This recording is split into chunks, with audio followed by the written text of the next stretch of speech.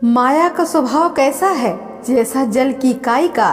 हाथ के द्वारा जल को हिलाने से काई हट जाती है और जल निर्मल दिखने लगता है, किंतु कुछ समय के बाद ही वो फिर छा जाती है।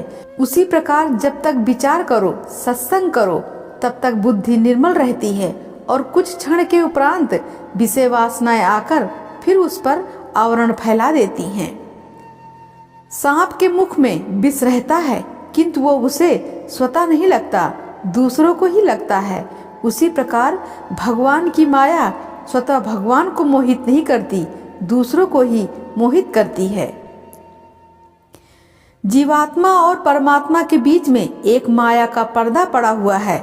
जब तक वो पर्दा नहीं हटता तब तक दोनों का साक्षात नहीं होता। जैसे आगे राम, पीछे लक्ष्मण और बीच में सीता। यहाँ राम परमात्मा और लक्ष्मण जीवात्मा स्वरूप हैं। जानकी बीच में माया के समान है।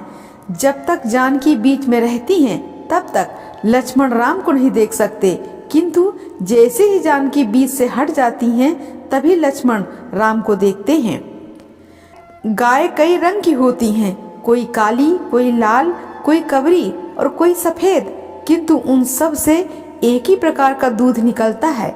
इसी प्रकार कोई मनुष्य देखने में सुंदर, कोई काला, कोई साधु, कोई असाधु दिखाई देता है, किंतु उन सब के भीतर एक ईश्वर का निवास है। बुरे जीव ना तो खुद ही हर नाम सुनते हैं और ना ही दूसरों को सुनने देते हैं। वे धर्म और धार्मिकों की निंदा करते हैं और यदि कोई भजन पूजन करता है तो वो उसकी हंसी उड़ाते हैं।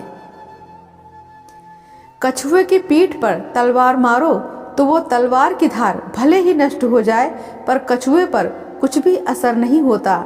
इसी प्रकार बुरे जीवों को जितना ही धर्म नैतिकता का उपदेश दो, उन पर उसका कुछ भी प्रभाव नहीं पड़ता। सूर्य की किरणें सब जगह समान पड़ती हैं, किंतु पानी, कांच और स्वच्छ पदार्थों में उनका अधिक प्रकाश दिखाई देता है। इसी प्रकार परमेश्वर का अंश सब जीवों में समान रूप से व्याप्त रहने पर भी साधु पुरुषों में उसका विशेष प्रकाश दिखाई देता है। बाघ के भीतर भी ईश्वर है, किंतु उनके सम्मुख जाना उचित नहीं।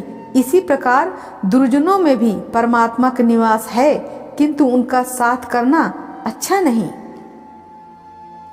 संसारिक जीव किसी बात से सचेत नहीं होते। उन्हें कितना ही दुख, प्रताप या संकट क्यों न भोगना पड़े, परंतु वो उससे तनिक भी सावधान नहीं होते। जैसे ऊंट कटीले झाड़ खाने का रुचिया होता है, कटीले पेड़ खाते खाते उसके मुख से रक्त बहने लगता है, फिर भी वो उनका खाना नहीं छोड़ता। जैसे बाजार के बाहर खड़े होने से केवल एक ही प्रकार का हो शब्द सुनाई देता है, उसका अर्थ कुछ भी समझ में नहीं आता, किंतु भीतर जाते ही वो हो शब्द स्पष्ट रूप से समझ में आने लगता है। उसी प्रकार धर्म जगत के बाहर रहकर कोई धर्म को नहीं समझ सकता।